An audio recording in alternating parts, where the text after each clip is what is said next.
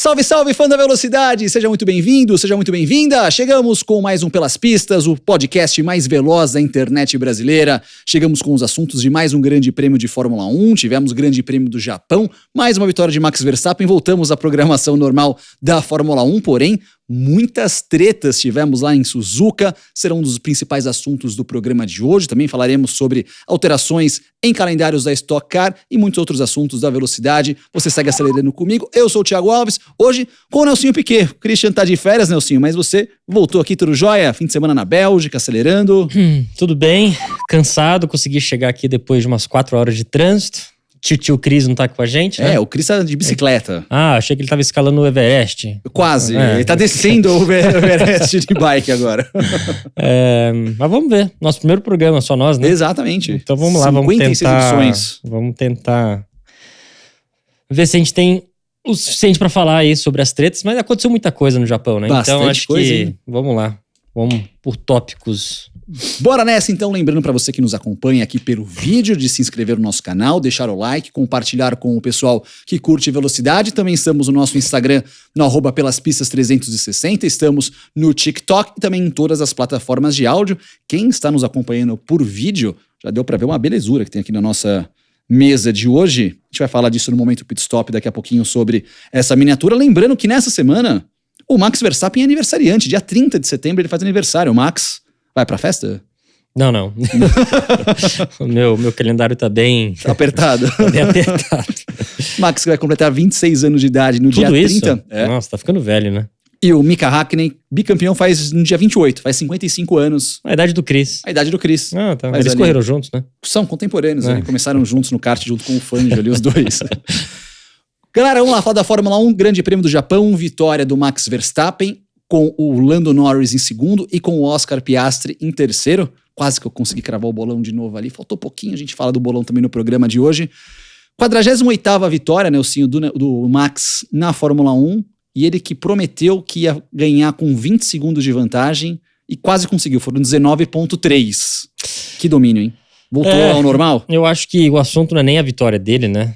Nem o construtores, que estava muito claro que ia ser. São todas as outras coisas que aconteceram de vários companheiros de equipe, né? A gente teve um pega legal da Mercedes, teve da Alpine, teve da AlphaTauri. Sim. A gente teve a maioria das equipes, os dois caras realmente se pegaram.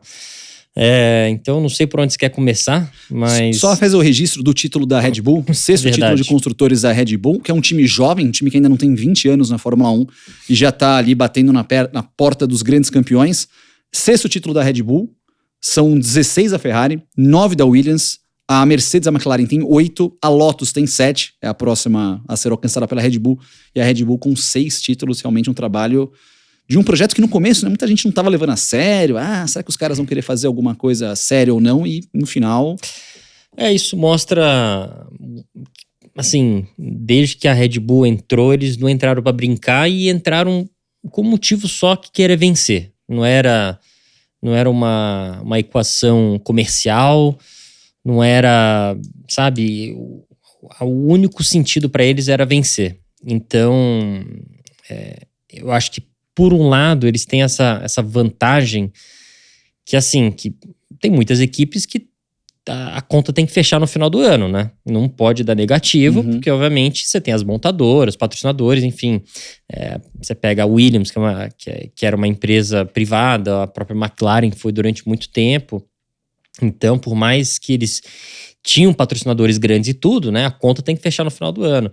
A Red Bull foi mais um caso, né? Que ela entrou, tá bom, quanto tem que gastar? Quanto que é o cheque, entendeu? E foi indo, até eles conseguirem. E, obviamente, né, depois de muito tempo, você consegue montar um time com muito sucesso. É lógico, com toda a dominância que existe, né? Sempre tem uma que vai vir e vai tomar conta, né? Teve a era Mercedes, Red Bull, Ferrari, enfim, isso acontece... Esses ciclos acontecem, são naturais em qualquer categoria.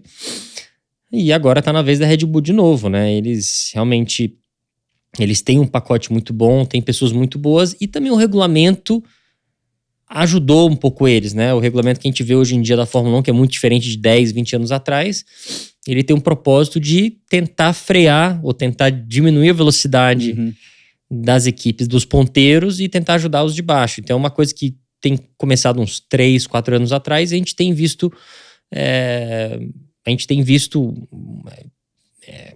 uma, como é que diz? Chegando nesses resultados. A gente tem visto o resultado disso, né? Talvez não do líder hoje em dia, porque o pacote Red Bull Max tem funcionado muito bem, mas você vê do segundo ao oitavo, essa briga faz quantas décadas que a gente não... Sabe, a fazer um bolão aqui, beleza, hein? É fácil acertar o vencedor, mas o segundo ao sexto é super imprevisível, né? E tá variando de prova para prova. Você não tem um segundo melhor carro declarado. Exato. Então isso se torna muito legal, né? Isso é tudo fruto desse regulamento que eles tentam fazer para tentar, né, criar essas diferenças, né? Essa aproximação entre os carros e não ter essa era Schumacher de dominância, o Hamilton, né? Agora tá tendo o Max, mas com certeza, se não tivesse esse regulamento, essa dominância dele ia durar muito mais. A gente não sabe se vai durar mais 1, 2, 3 anos. Com certeza, né, não vai acabar tão rápido, a gente não sabe, mas esse regulamento vai, obviamente, diminuir, né, essa dominância que eles estão tendo. Vai ser o 3º ano consecutivo deles. A gente não sabe se o ano que vem eles vão continuar assim ou não, mas se não fosse pelo regulamento, você pode ter certeza, botar na casa de apostas aí, que ele ia ganhar os próximos 3 campeonatos com muita facilidade. A gente vai falar das tretas das equipes. Uma que não teve treta, mas teve um grande desempenho foi a McLaren. Um duplo pódio, o primeiro do Piastri em 16 provas na Fórmula 1. E uma coisa interessante, eu vi várias entrevistas do pessoal da McLaren comentando se eles esperavam essa diferença de, 20 segundos do primeiro pro segundo. Eles falaram que eles esperavam mais. Ou seja, eles estão satisfeitos nesse momento em chegar... Eles disseram que de 15 a 20 segundos era um resultado muito bom pro time, que começou lá atrás no ano e foi evoluindo. Na verdade, só não foi mais de 20 porque o Piastri parou exatamente quando deu aquele Virtual Safety Car. Então ele ganhou muito tempo ali. Se não fosse aquilo, teria sido mais de 20 segundos, facilmente. Então ele ganhou um tempo ali quando deu aquele Virtual Safety Car. Ele deve ter ganho ali pelo menos uns 5, 6 segundos, não sei exatamente, mas... o Max acabou abrindo o quê? 18 segundos? O final foi 19.3. 19, então. Se não fosse isso, teria sido... Eu vou chutar uns 25 segundos, entendeu? Então, acho que o Piastri teve essa vantagem, essa sorte, que ele parou bem na hora que deu o Virtual Safety Car. E aí, ele ganhou muito tempo. Tanto é que ele saiu na frente do Norris, e o Norris veio, eles trocaram de posição e o Norris continuou indo lá pra frente. Então... Se não fosse por isso, teria realmente tido essa diferença grande. Você acha que hoje a McLaren, eu até pergunto pro pessoal em casa, nesse momento é a segunda força? Ou tá tão embolado que não dá pra saber o que vai acontecer no próximo? Né? Eu acho que isso vai de pista pra pista, né? Você pega a última pista, Singapura, eles andaram bem, mas, né, a Ferrari tava com uma vantagem boa. Aqui já não. Então a gente vai variar de pista pra pista. No Qatar, eu acho que uma pista... Tudo indica ser um pouco mais parecido com o Japão, né? Mais de alta e tudo. Larga.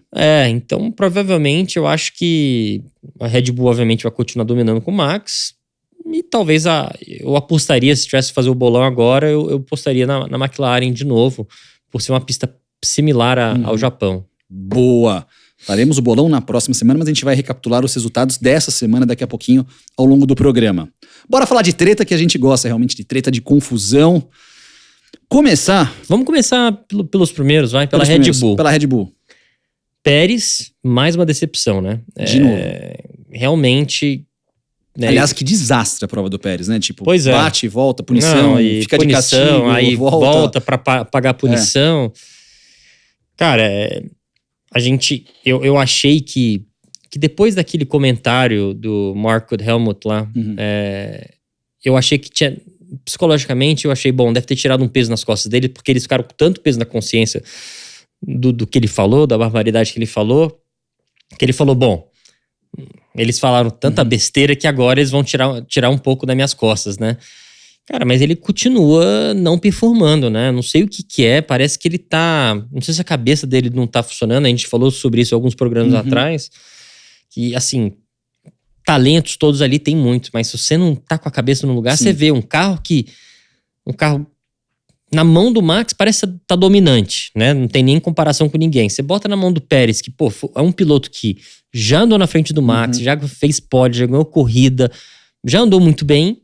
O cara não consegue nem andar em segundo, entendeu? Classificou em quinto, se envolveu se encostou na largada, e aí um toque besta depois, sabe? Tentando fazer tentando mergulhar pra dentro lá no hairpin, que foi contra o Bottas, se eu não me engano, não lembro. Foi contra o Bottas, né?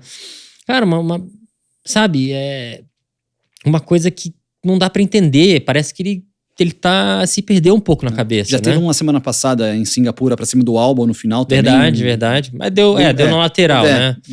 Mas essa agora, sabe, foi... Enfim. Então, não sei onde que ele tá com a cabeça, cara. Eu realmente... Eu acho que... Eu fico achando, às vezes, que se não fosse pelo esse comentário triste aí do Marcus Helmut, eu acho que a vaga dele estaria ali bem balançando, né? Como eles deram uma pisada de bola nele, eu acho que ele ganhou alguns créditos por causa disso. Então, mas mesmo assim, eu não sei, né? E falando neles, sem querer mudar muito de assunto, passando para a equipe irmã deles, a AlphaTauri, eu acho que o pega foi muito legal entre os dois. Entre o Tsunoda e o Lawson. Exatamente, o Lawson. O Lawson mostrou muita velocidade, agressividade, foi muito esperto no começo da corrida, terminou na frente do Tsunoda. No Japão. Onde com certeza o Tsunoda tá com 3 anos de Fórmula 1 nas costas, tá na casa dele tudo e sabe, andou atrás do companheiro de um cara que tá na sua 3ª corrida. E o que me impressionou, né, que obviamente a gente vai falar sobre isso, é o anúncio do Ricciardo andar na Toro Rosso ano que vem. Eu fiquei muito impressionado com isso, surpreso com isso, porque ele só fez 2 corridas depois da volta dele, quebrou a mão logo em seguida na Holanda, e o Lawson tem feito um trabalho muito bom. Muito bom. Eu não sei por qual a pressa deles de anunciar, porque eu no lugar deles, olha, vamos dar tempo pro Lawson, né, respirar, olha, a gente não vai tomar decisão até o final do ano, porque eles não tem porquê, faz seu trabalho, que ele já tá fazendo um trabalho muito bom, né, a gente não sabia se as primeiras coisas eram um pouco de sorte ou não, então deixa ele pegando a mão do carro, das corridas, que é uma coisa muito nova pra ele. Mas ele tem mostrado muita velocidade. E no início de carreira, ou no início da sua Fórmula 1 já andando bem, tudo bem, a gente sabe que o companheiro dele é um pouco de uma incógnita. A gente não sabe exatamente qual que é o nível dele, né? Se é um nível...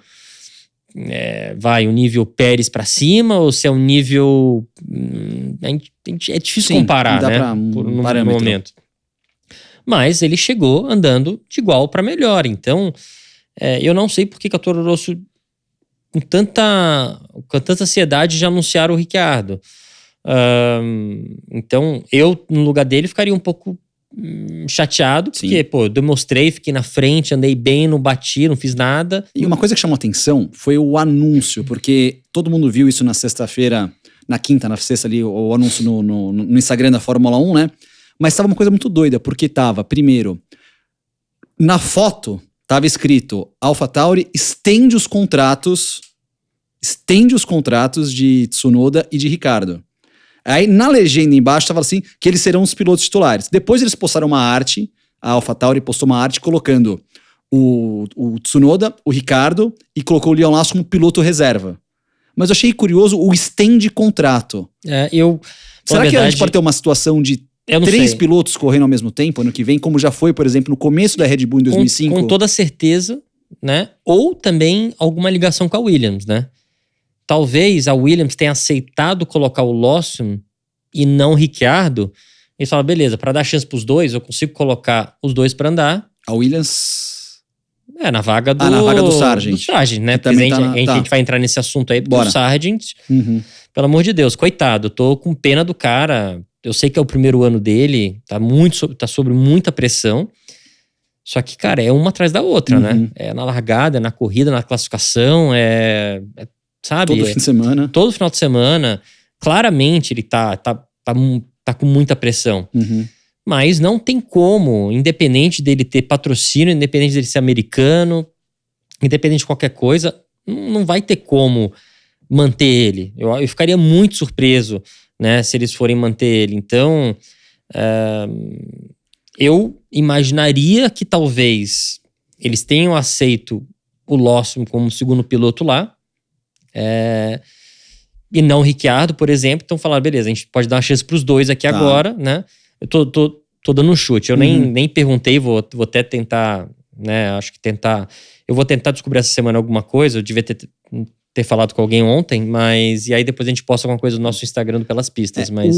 A Ju Serrazoli, ela postou, fez um post que a briga de Williams, já que a gente entrou nesse assunto Williams, a gente volta depois para AlphaTauri, outra discussão, porque tem a ver com o Drugovich. O Drugovich também tá nessa parada dessa vaga da Williams, na vaga do Logan Sargent.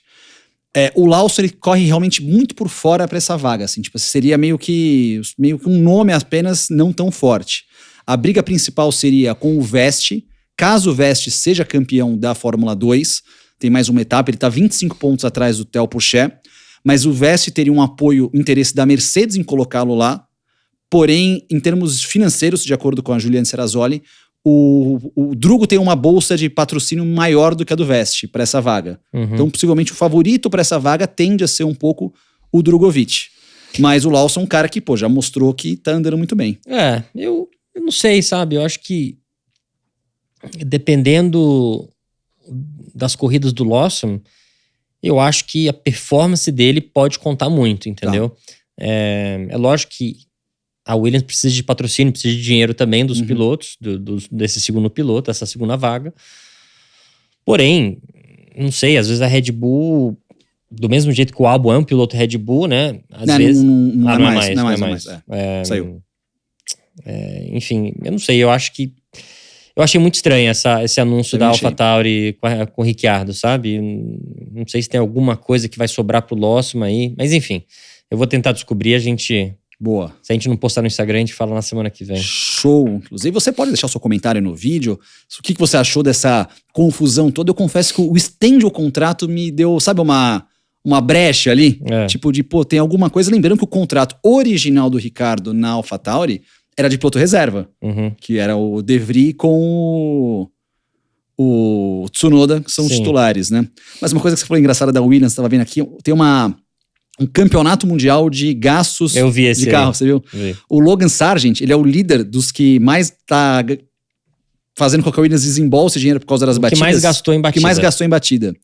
2.794.000 dólares. Isso é um chute, tá? Uma estimativa. Eles devem pegar, por exemplo, um preço fixo que eles falam por asa, por suspensão, por isso, por aquilo, né? Obviamente toda a equipe tem um gasto diferente, né, para criar para construir esses carros, mas fazendo essas contas, né, básicas, engraçado que o Max é o que menos gastou. É o que menos gastou, que menos encostou, menos fez danos, e o que mais gastou foi o Logan Sargent. O Sargent com 2.794.000, o Lance Stroll 2.292.000, Sérgio Pérez, o terceiro, com 2.109.000. Os que menos gastaram, o menos foi o Max, 200 mil dólares. O Bottas, 225 mil dólares. E o Alonso também, 225 mil dólares. A Alpine também tá gastando muita grana com os dois pilotos ali, viu? Só uma porrada deles juntos. Na Austrália, né? Os dois bateram. Deve ter sido 1 milhão. E pior que, deixa eu ver, individualmente, o Gasly é o quinto e o Ocon é o oitavo. Eles gastaram bastante. Até a segunda equipe que mais gastou com pancada no ano, a Alpine. Só uma coisa do Drugo, o Nelsinho, que eu quero ver com você, porque a gente vê muita expectativa de torcida brasileira, né? Sempre, o Drugovich vai andar, o Drugovich no lugar do Stroll, que o Stroll isso, Stroll aquilo, agora virou todo mundo na vaga, a torcida Williams. Principalmente na vaga da Williams. Uma pergunta, você que passou por isso, eu quero fazer uma pergunta pra você também que nos acompanha. Drugovich acertando com a Williams, vamos pegar esse cenário, ele acertou. Será que a torcida tá preparada pra ver ele andar em 14º, 15º, porque é uma realidade da Williams. Claro que o Albon tá conseguindo pontuar em algumas provas, mas o próprio James Wallace, que é o chefe da equipe, disse que poderemos ter uma queda de desempenho em 24 e 25 porque nós temos que investir na nossa fábrica. A Williams é uma fábrica hoje defasada em quase 20 anos em relação aos principais concorrentes, e com esse teto de gastos, ou você investe no carro ou você investe na fábrica. Querem até fazer uma brecha lá para tentar investir por fora na fábrica. Mas será que a torcida, será que você está preparado pra ver o Drugovich andar, tipo, não talvez onde todo mundo imagine que ele possa andar? Olha, eu acho que eu acho que até melhor, ele pode fazer melhor que o Stroll, sem dúvida alguma, melhor que o Sargent, com certeza. Mas talvez andar atrás do companheiro. Mas eu acho que, geralmente, essa briga não é de ficar em primeiro, ou quinto, ou décimo. A sua comparação com o seu companheiro de equipe. Então, no lado bom, é que eu acho muito pouco provável ele andar pior do que o Sargent, né? Também acho. Ele tem mais experiência, andou bastante no carro esse ano. Ele, sabe, ele não vai estar entrando num carro tipo de alguém que estava andando muito bem e foi para uma equipe top. Não, ele tá entrando no lugar de um cara que realmente esse ano, infelizmente, não conseguiu performar, não estava com a cabeça no lugar, enfim. Então, por esse lado, ele vai andar melhor que ele, isso não tem a dúvida. Então, eu não acho que as pessoas vão estar comparando ele literalmente com o Albon. Só isso, entendeu? É lógico, se o carro piorar, a chance dele fazer algum Q3, alguma coisa, vai ser muito difícil, porque o Albon tem muito mais experiência que ele, tá muito mais entrosado com a equipe, conhece as pistas muito mais. Enfim, só de estar 4, 5 anos na Fórmula 1 já dá uma experiência gigantesca, né? Porém, ele não tem nada a perder. Se ele andar muito próximo do Albon, isso vai acender para ele, isso vai ser muito bom para ele. Então, eu acho que a única coisa que ele precisa realmente é não pensar em fazer Q3 ou marcar ponto, é andar o mais próximo possível do Albon e tentar não se sentir, não ficar sob pressão dos patrocinadores, da equipe, da torcida, da imprensa, porque isso vai estar todo mundo em cima dele, né? Ele vai ser o próximo, ele seria o brasileiro depois de alguns anos sem ninguém lá, então vai ficar todo mundo em cima dele. Então ele, né, como a gente já falou disso várias vezes, ele sentar no carro e conseguir ignorar isso, ele conseguir blindar essa pressão externa da mídia, da torcida, dos fãs, todo mundo, é o mais importante. Isso aí que... E ele parece ser um cara muito calmo, assim, eu não conheço ele tão bem, assim, pra falar a verdade, mas esse é o mais importante, né? Ele tá 100% blindado de tudo que tá acontecendo e ele conseguir aprender e ir evoluindo toda a corrida para ele mostrar para a equipe que ele vai fazer uma escadinha para chegar no nível do Albon e quem sabe um dia ser melhor ainda que ele, porque assim, o Albon hoje em dia é cotado como um piloto muito bom. Ele, se qualquer piloto ali das equipes principais se machucar em alguma coisa, com certeza o Albon é um cara muito cotado para ir para lá. Então, se ele conseguir de andar depois de algumas corridas, andar, pelo menos quando chegar, pelo menos no calendário da Europa, que são pistas que ele já conhece, fez muito Fórmula 2 lá, andar perto dele, com certeza o futuro dele estende rapidamente. Sim. Legal, isso aí, inclusive você já pode mandar um comentário sobre esse assunto do Drugovich também aqui. Claro que é um cenário que a gente está considerando que a Williams contrate o Drugovich, né? Que já estamos cravando que ele está contratado, mas como que você acha que pode ser essa situação do Drugo com a equipe? Aproveitando, assim, você falou de alguém que saiu de um carro para o principal. Russell saiu da Williams, foi para a Mercedes e tivemos ali talvez o maior arranca-rabo entre os dois, entre Hamilton e Russell, nas tretas das equipes aqui desse fim de semana. Disputas duras dos dois ali, jogando o Hamilton, dando uma esticadinha ali na Spoon para cima do Russell, o Russell reclamou no rádio, depois uma ordem de equipe, foram 3 enfrentamentos ali. Acabou o amor na Mercedes? Não acabou o amor, porque o Russell sabe que a posição dele é muito clara ali, né? Ele tá na equipe do Hamilton, não tem jeito, né? Isso nunca vai mudar tão cedo, até o Hamilton aposentar um dia, isso não vai mudar. Porém, eu acho que ele tem toda a razão para ficar um pouco chateado. Quando ele passou Hamilton, na primeira passada dele na chicane, antes da reta oposta, não, reta oposta não, reta dos boxes, quem viu a corrida vai lembrar que a segunda perna do S ele fez muito aberto, dando espaço pro Hamilton.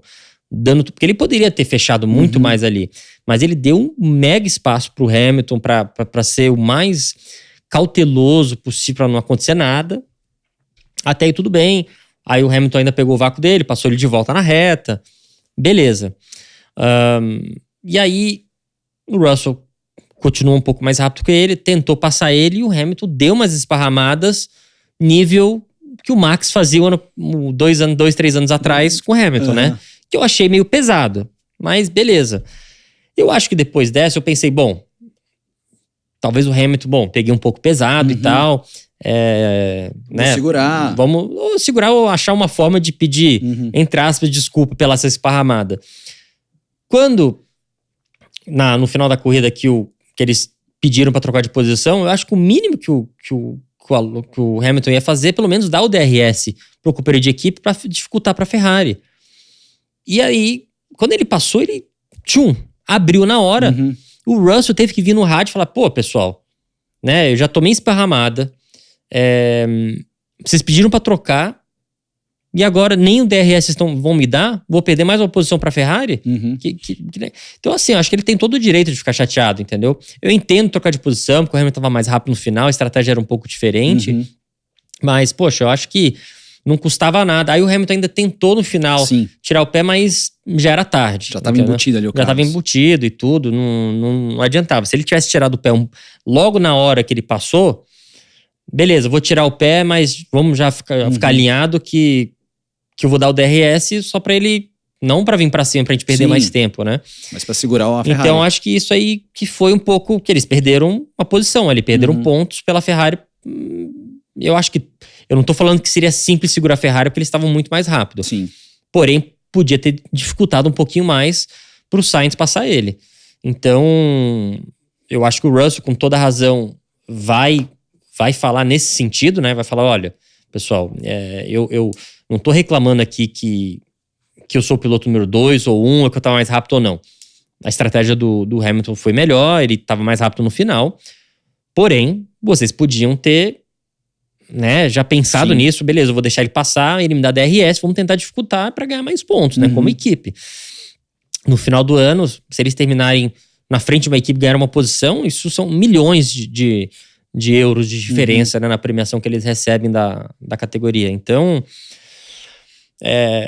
no lugar do Russell, eu ficaria bem chateado também. Mas, enfim, eu tenho certeza que o Hamilton deve ter pedido desculpa depois. Falou, puxa, eu não devia ter acelerado tanto, eu devia ter deixado. Porque ele percebeu na hora que a equipe falou, ele percebeu que estava longe, ele tirou o pé. Ele tirou o pé para tentar ajudar, mas era tarde já, entendeu? Já na outra reta, o Sainz já veio e passou. Até o Sainz deu uma risada, uma hora no rádio, pô, estão fazendo a mesma estratégia que a gente fez na semana passada, mas o que a Mercedes alegou foi exatamente isso, essa competição com a Ferrari, eles estavam tentando ali já marcando a Ferrari, pensando exatamente no Mundial de Construtores, então por isso que eles tentaram fazer essa estratégia de jogar, mas realmente demorou a chamada da asa móvel pro Russell ali abrir. Ferrari que fez uma prova ok ali também, talvez uma apresentação boa do Leclerc, depois de alguns grandes resultados do Sainz. E uma coisa que chamou a atenção é que a Ferrari ficou satisfeita com aquela questão de degradação dos pneus traseiros. Disse que foi menos do que eles imaginavam e que pro futuro pode ser uma coisa interessante para a Ferrari. A gente sabe que a grande diferença, pelo menos, acho que foi o ano passado retrasado, que a Ferrari estava fazendo muitas poles no começo do ano. Isso, foi no começo, foi no passado. Ano passado. Que o Leclerc ganhou prova, deu uma equilibrada. A Ferrari era mais rápida em uma volta, né? Porque o carro funcionava muito bem naquela janela ali de tanque vazio, tanque de combustível muito baixo e tudo mais. Porém, a janela de funcionamento do carro da Red Bull era muito maior. Então, a Ferrari vem trabalhando nisso aí para tentar ter uma janela um pouco maior, para ela funcionar muito bem. Carro pesado, carro leve, que carro leve, né, entrando um pouco mais de detalhe, carro leve pesado, a diferença é que o carro trabalha em alturas diferentes, né? Quando você está com 80 litros de combustível comparado com 20, né? Você tem uma diferença de peso muito grande. Então, e o carro é muito sensível, né? A gente está falando assim de 2, 3, 4 milímetros de diferença, isso faz uma diferença gigantesca no pacote aerodinâmico dele. Então, o carro trabalhando com que eles chamam pitch, né? Um rake diferente. Os carros bons, igual o carro da Red Bull, vai ser menos sensível a isso, e outros mais. A Ferrari era mais, então eles estão trabalhando nisso para o carro ser menos sensível comparado com a classificação, com o começo da corrida, e eles parecem que estão achando resultados, mas mesmo assim estão muito longe da Red Bull, né? Eu acho que o melhor dos mundos para eles é estarem no segundo pelotão ali, ser a segunda equipe, que eu acho que eles não estão ainda. Quer ver, até em termos de construtores, a briga tá... Claro, a Red Bull já é campeã com 623 pontos, a Mercedes tem 305, a Ferrari tem 285, 20 a Mercedes pontos. Tem quanto? 305. E o Max sozinho tem quanto? O Max sozinho tem 400. Ele nem precisava de companhia de equipe. Não precisava. Só não seriam campeões antecipados, mas, com tanta vantagem, mas o Pérez tem 223. Ferrari 285, a Aston Martin 221, e a McLaren já tá sonhando, como diz o meme de internet, estão deixando a gente sonhar, a McLaren para ser a quarta colocada do campeonato. O Alonso já talvez já falou algumas coisas no rádio, deu uma reclamada mas o que não ajuda, na última prova. O que não ajuda também a Aston Martin é que eles também só estão com piloto, né? Só. Então isso também não ajuda. A McLaren tem 2 pilotos bons, a Ferrari tem 2 pilotos fortes, a Mercedes tem 2 pilotos fortes, e aí você pega a Red Bull e a Aston Martin, estão praticamente com um piloto cada um, né? Acho que são as duas mais discrepantes, assim, Exatamente. Junto com a Williams do grid. Agora, uma que também tá gostoso, o clima na Alpine ali. Tivemos, depois de tanta coisa, né, que se especulava, como que vai ser o comportamento de Ocon e Gasly, e os dois saíram ali, o Gasly mostrando o dedo do meio e tudo mais, uma briga que valia o 9º lugar. Pois é, eu acho que a equipe francesa, 2 pilotos franceses ali é uma briga complicada, mas eu acho que só não tá pior porque eles não estão brigando pelo pódio. Tá. Se eles estivessem ali no lugar da McLaren, da Ferrari, aí o negócio ia ficar feio, entendeu? Porque aí, obviamente, você brigar por 9º lugar, ou 8º, 10º, é uma coisa. Agora, você ficar ali 4º, 3º, 5º, aí sim, né? Esses pilotos sonham com pódio, sonham com vitórias, né? Cada pódio para eles é um sonho, né? Não é uma coisa fácil. Então, mas isso era claro que ia acontecer, né? São 2 pilotos bons. O Gasly tá entrando, entre aspas, na casa do Ocon, que ele já tá lá há alguns anos. E o Gasly, obviamente, quis chegar mostrando serviço, né? Ele quer chegar, beleza, eu vou entrar aqui numa equipe francesa, com um piloto francês, eu tenho que mostrar serviço desde o já. Então, realmente, esses estresses é normal de acontecer. O campeonato mostra, deixa eu pegar a Eles estão próximos um do outro. Estão próximos, 11º e 10º. 11º e 12º. O Gasly à frente. 46-38. Cada um com um pódio já na temporada.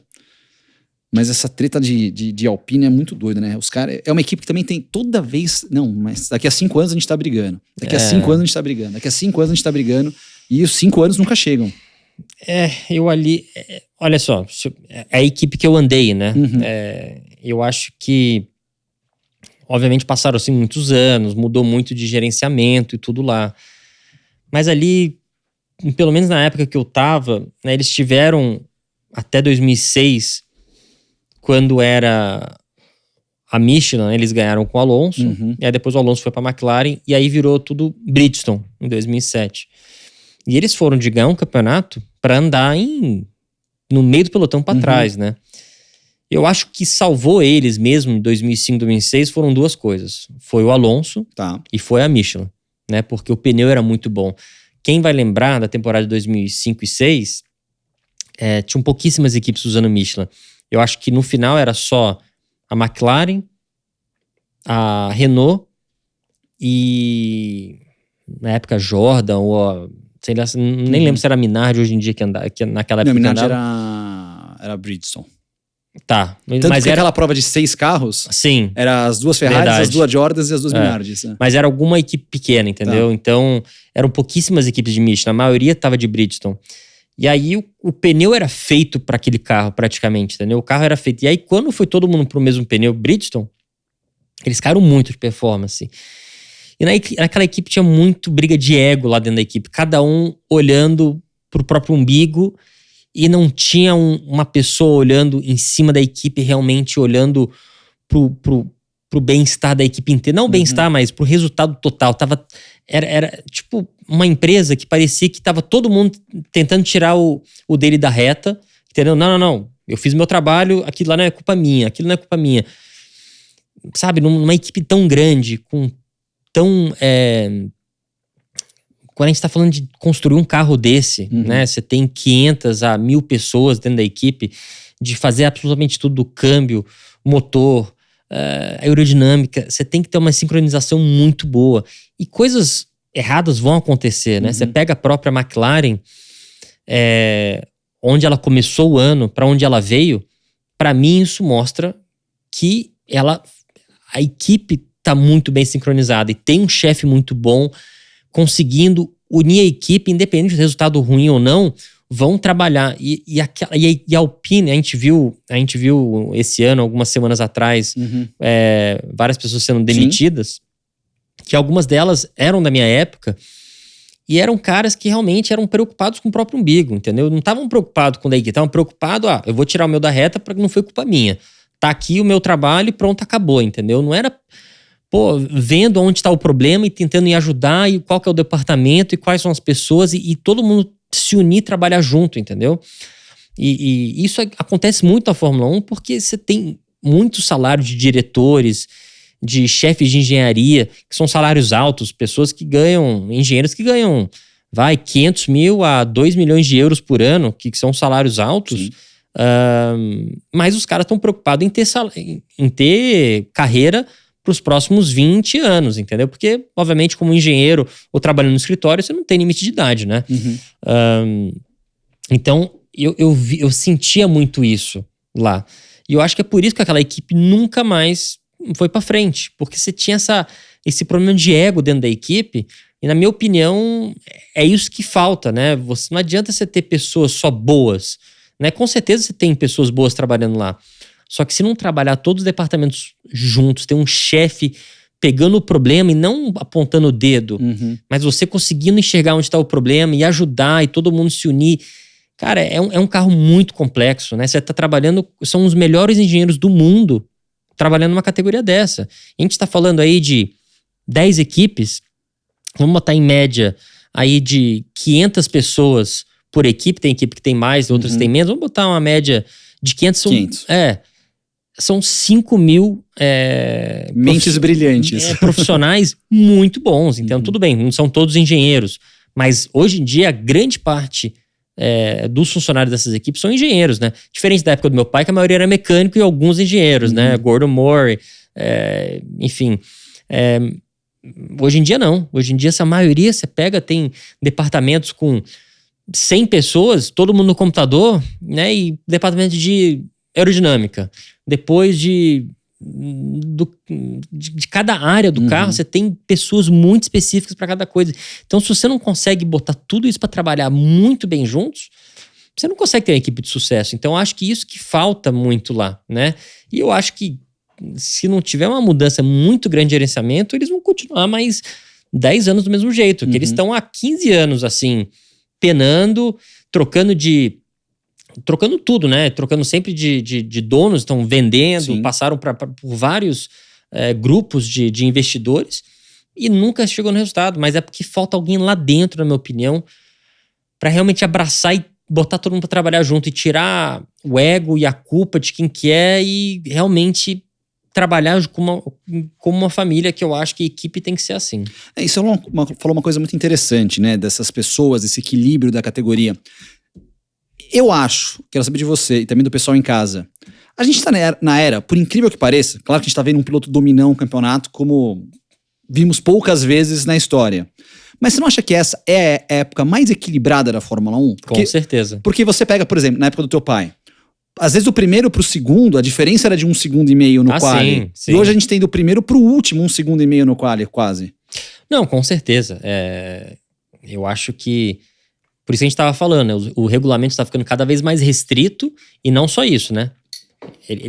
propositalmente ajudando as menores equipes e tentando frear as maiores, financeiramente, de performance também, dando menos horas de turno de vento para Red Bull, dando mais para Williams. Então isso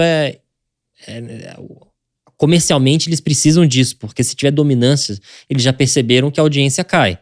E tem menos interesse das pessoas se você sabe que vai chegar no autódromo e o Max vai ganhar.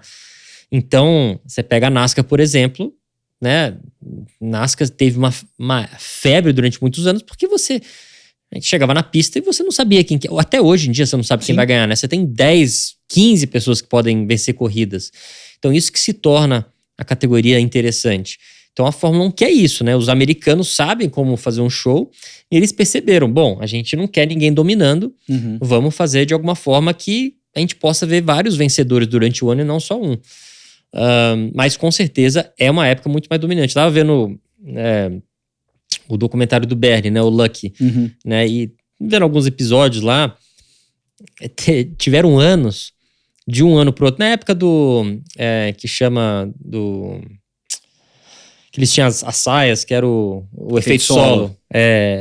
Tiveram anos com diferença de 7 segundos. Uau. De um ano pro outro, né? E um voltava à mesma pista e o carro já estava 7 segundos mais rápido. Então, você vê como, né? Obviamente, naquela época a tecnologia estava numa rampa assim, né? Hoje em dia, né?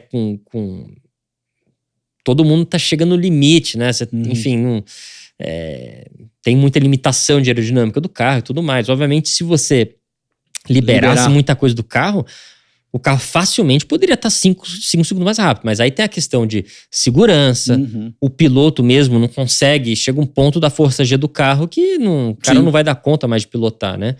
Então, as próprias pistas, quantas pistas na Europa já estão pequenas demais para esses carros, né?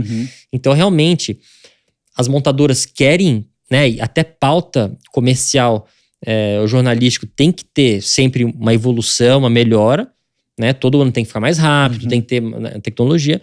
Porém, se a gente continuar nessa aí, daqui a pouco as pistas você não vai poder mais ir para Monza, mais ir para Hungria. Tem várias pistas que já foram, que não pode mais receber a Fórmula 1. A própria Canadá, Austrália, essas pistas, eles estão sempre tentando aumentar as barreiras, aumentar as áreas de escape, mas tá cada ano mais difícil. Então é uma coisa natural. Eu acho que tem que realmente começar a frear esses carros de alguma maneira, botando pneus mais duros, ou tirando aerodinâmica, ou enfim, achando coisas. Faz parte da evolução da categoria as equipes acharem formas de ficar mais rápido e o regulamento da categoria tentar frear eles, porque senão vai virar um foguete. Já é um foguete, né? Mas um foguete em 4 rodas. Eu lembro daquela época da Williams de suspensão ativa, que o carro mexia sozinho, tudo era uma coisa bem doida. Mais legal do que isso é só se você deixar o seu like no vídeo aqui, se inscrever no canal. Quem tá nos acompanhando por áudio também pode nos seguir no @pelaspistas360, que a gente vai continuar sempre falando dos assuntos da velocidade. Falamos do domínio, de interesse e tudo mais. Daqui a 2 semanas, o aniversariante dessa semana, e o carrinho tá aqui na nossa mesa hoje, pode ser campeão já bem antecipado. O Max Verstappen precisa de 3 pontos para ser campeão, já pode ganhar na sprint no sábado. Vou nem perguntar se você acha que ele vai ser campeão ou não no Qatar, porque... Tá, mas... É uma coisa doida, né? Como a gente vê um domínio que é o contraste dessa era mais equilibrada da Fórmula 1, né? Como que realmente se destaca um piloto, como esse conjunto se destacou no ano, hein? Praticamente já garantindo o tricampeonato do Max.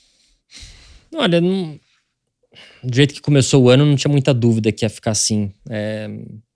Eu acho que não é só o domínio do carro, né? Vamos lembrar que a gente tem um outro piloto na equipe, que já é um piloto, como a gente já disse, que já venceu corridas, já deu um cansaço no Max, que tem final de semana que nem no pódio fica, entendeu? Então, assim, o conjunto Red Bull e Max tá funcionando muito bem, né? A cabeça do Max tá muito confiante, ela tá muito boa em todos os aspectos, né? Em velocidade, em chuva, seco, estratégia, classificação.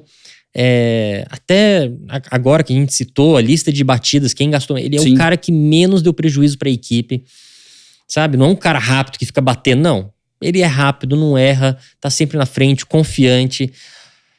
Ele tá no momento, não tem como melhorar, sabe? Todo mundo gostaria de ver um Leclerc, um Hamilton, um Lando do lado dele pra gente ver se pega. Mas, honestamente, agora o pacote, ninguém, mesmo entrando lá, até o cara se adaptar com o carro, até isso, aquilo, né? O Max vai estar na frente. Então, sim, eu não tô falando que não é só o Max a diferença, é o carro também. Só que é um casamento isso, né? Você vê que com o Pérez não tá funcionando todo final de semana. Se tivessem 2 pilotos igual o Pérez ganhando algumas corridas, a gente ia achar, poxa, tá equilibradíssimo o negócio, né? Toda equipe, todo final de semana vence um. Não, com o Max, a gente não sabe se um casamento, às vezes, com a própria McLaren, um casamento com outra equipe, se tivesse tão forte.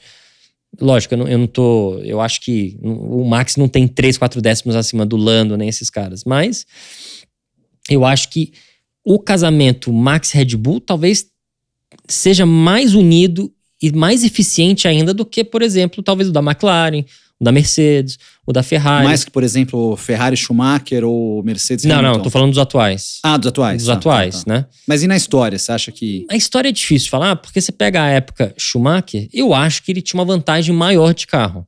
Tá.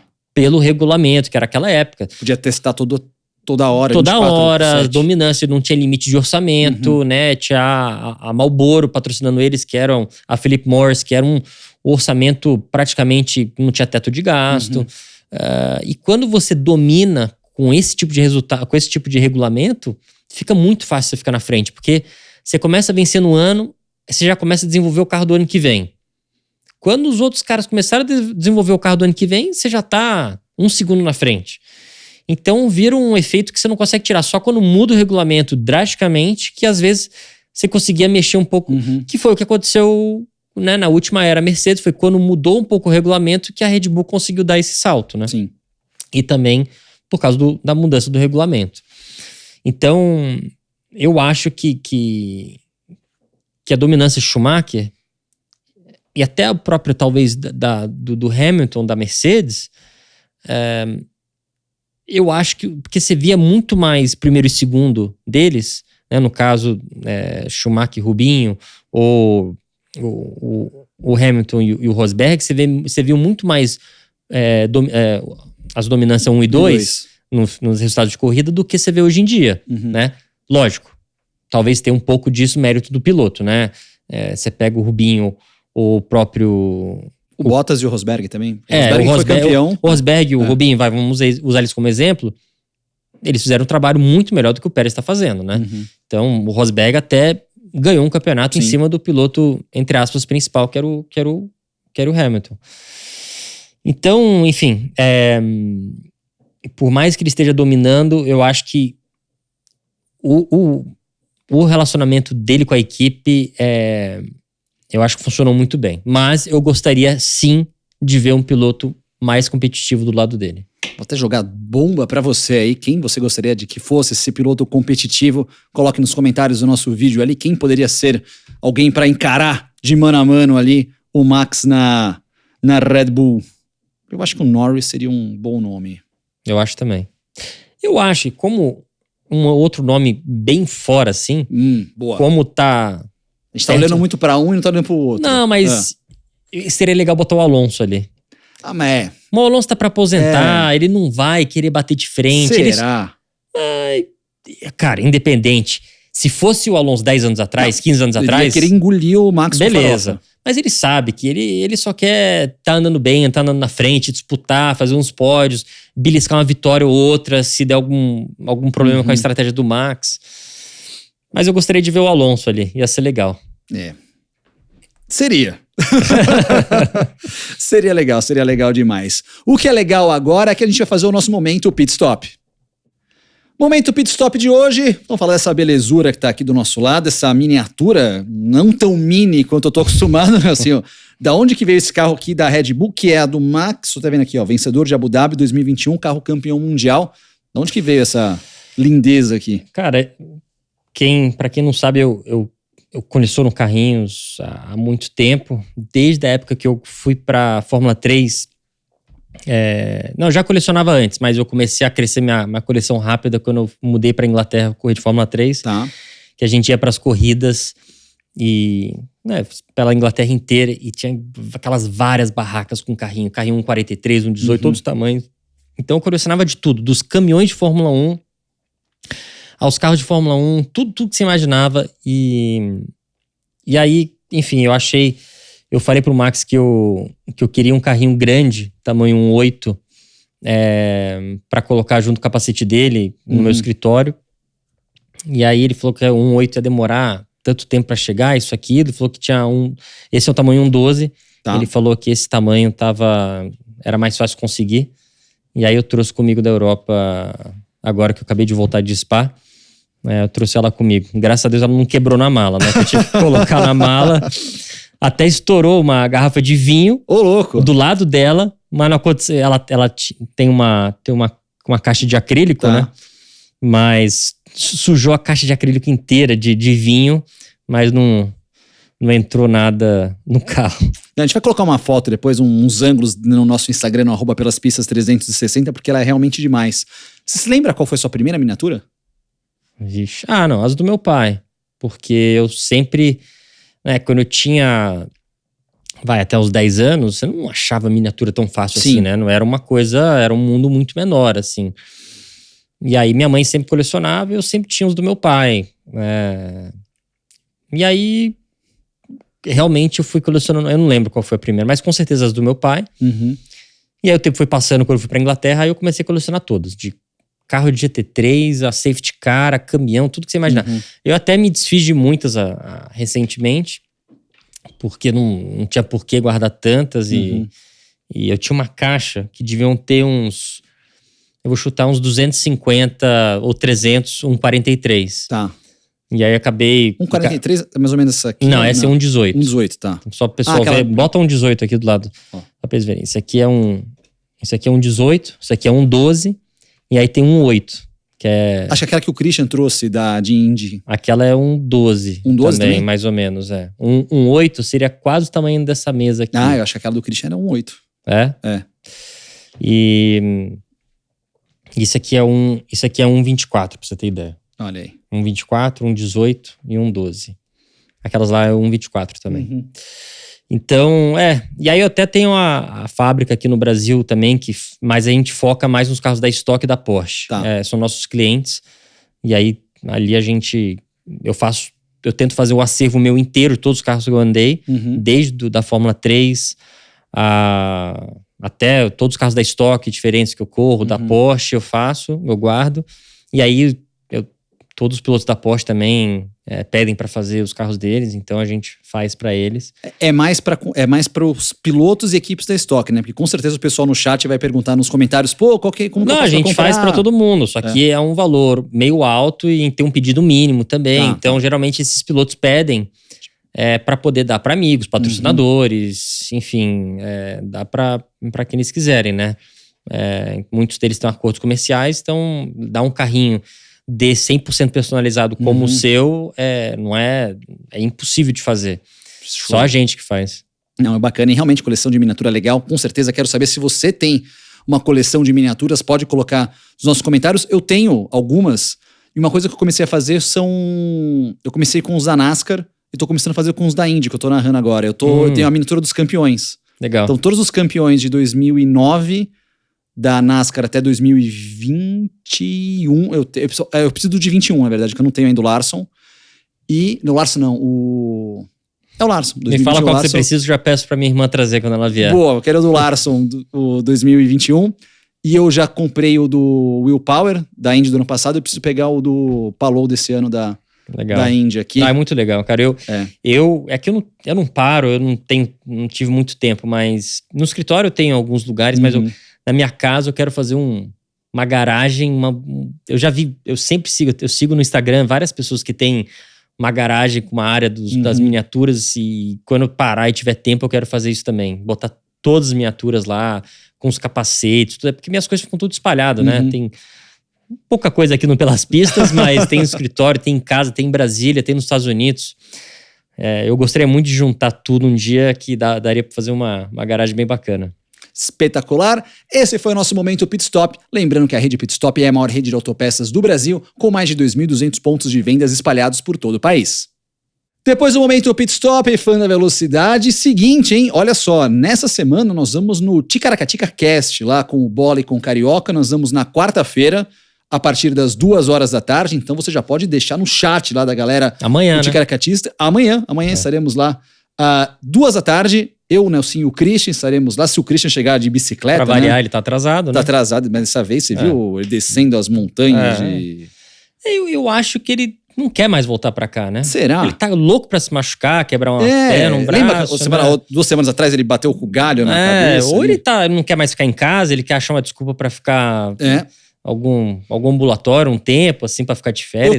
Eu tô preocupado porque ele tava mandando os vídeos, né, no grupo interno nosso, no Instagram, e ele parou de mandar. Eu tô preocupado, não sei se aconteceu alguma coisa com ele, então se alguém tiver notícia do Christian, avisa a gente que nós estamos com medo aqui. Espero que seja tudo bem com ele. O último contato foi domingo que eu ouvi do Christian. Ah, tá. Então tô preocupado aqui, não sei se a Calta não mandou também pra cá, não mandou, tô preocupado que tudo esteja bem com o Christian ali. Brincadeira, tá tudo bem com o Christian, pessoal, tá tudo certo, tá tranquilo, o Christian tá sem problema. Só não tá bem a vida dele no bolão, porque ele errou aqui pegar os resultados do bolão. Nosso Nelsinho foi de Max. Aí tá tudo bem. Pô, os 3 apostaram no Max na pole vitória, os 3 acertaram. Mas você foi de Pérez e Leclerc. O Christian foi de Leclerc e Russell. E eu fui de Sainz e Norris. Ou seja, o que mais chegou perto fui eu aqui nessa. Eu já tô pensando pro Grande Prêmio do Brasil, mas eu vou segurar, vai ser bombástico, hein? GP do Brasil. Já até sei o que você vai falar, mas vamos deixar pra mesmo? chegar mais perto. Tá bom, deixa mais perto. O que tá mudou essa semana, Nelsinho, foi a questão Stock Car. Nós teríamos uma prova em Brasília, e aí Brasília, pelo visto, não vai ficar pronto para Stock Car. A Stock Car já anunciou vai correr em Cascavel, assim como outras categorias, o TCR também. Para você, altera alguma coisa em termos de pista? Frustração de não correr em casa, perto, ou em casa, né? Praticamente em casa. Assim, gostaria muito de poder voltar a correr em Brasília. A gente já tá esperando isso aí faz anos, né? Uhum. Então, graças a Deus tá tendo essa iniciativa de retomar o autódromo. Mas eu não sei, questões políticas, enfim, parece que as obras não vai, eu não sei o que acontece. A gente tá nesse lenga-lenga já tem 3 anos.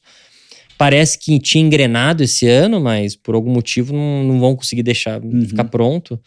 Eu tinha esperança. Eu sabia que a grande chance da penúltima etapa não ia ser, mas eu até tinha esperança que a última etapa pudesse ser lá. Tá. Eu não sei se não vai ser mais, tá? Eu não sei se eles estão fazendo alguma coisa pra mudar, mas é uma pena. Eu tô louco pra poder voltar em Brasília. Brasília, pra mim, é uma das melhores pistas que existem. Todo mundo que já correu lá. Tá até em cima da tua cabeça aqui. Sim. No nosso cenário. Todo mundo que já andou lá sabe disso. E uma pista grande, no centro da cidade. Uhum. O Brasil tá perdendo muitos autódromos, né? Você pegar Rio de Janeiro, Curitiba, Brasília, são autódromos muito bons que a gente tem perdido. E isso que tá limitando um pouco da gente fazer um calendário mais longo. Porque mesmo que a Stock Car queira fazer um calendário de 14, 16 corridas, como é que faz isso com 4 pistas, entendeu? Vai ficar voltando para elas toda hora? Então, precisa de mais pistas, entendeu? E eu vi esse fim de semana, passou a Mercedes Challenge, correu em Potenza, em Minas Gerais. Uhum. Eu achei o autódromo legal, mas o pessoal, se alguém esteve nas provas aqui, pode até escrever os comentários pra gente. Eu achei que parte de arquibancada praticamente não tinha, ou tinha muito pouco. O traçado eu achei interessante, e eu não sei como também a parte de hotelaria, porque vai bastante gente para as equipes eu também. nunca fui lá, pela verdade, eu não posso julgar nem falar nada, então eu não sei. Deve ter algum motivo que a Stock Car nunca voltou lá, ou nunca foi pra lá, né? Não sei se foi, acho que não foram ainda, né? Acho que foi pra um outro, foi pro, acho que dos Cristais, não sei se alguma coisa os Cristais assim. Correu uma vez. Mas tem algum motivo que nunca foram pra lá e voltam pra, por exemplo, o Velopark, que é um autódromo que realmente eu espero que a gente não volte mais lá. Por mais que eu adoro os gaúchos, são provavelmente a torcida mais animada, mais fanática do ano. É uma pista complicada lá. É muito pequena, sabe? Não tá legal. Os pilotos não estão contentes lá. Então, a gente precisa urgentemente de mais autódromos. Então, Brasília vai ser extremamente importante. Tenho certeza que quando a pista realmente, quando ficar pronto, Eu duvido que não tenha no mínimo 30 corridas por ano lá. No mínimo. Vai ser realmente interessante. O TCR correu no Velopark esse fim de semana e totalmente o oposto da Stock. Vai cair numa chuva. Aliás, segue chovendo muito forte lá no sul, infelizmente, mas tava caindo uma chuva e mesmo assim conseguiram fazer as duas provas lá. O Turismo Nacional correu também lá no Velopark, mas foi o oposto do que foi na Stock Car, muita chuva ali com o pessoal. Turma, estamos chegando no final do nosso Pelas Pistas dessa semana. Lembrando mais uma vez, se inscreva no nosso canal, like no vídeo, comentário, compartilhar com o pessoal e Ticaracatica amanhã. Amanhã, claro, para quem está acompanhando aqui na primeira exibição, senão também vai ficar ali disponível no podcast deles, assim como também no nosso podcast fica disponível. E semana que vem a gente volta com o Mundo da Velocidade, certo? É isso, beleza? Tchau. É isso então. Valeu demais, turma. Esse foi o Pelas Pistas dessa semana.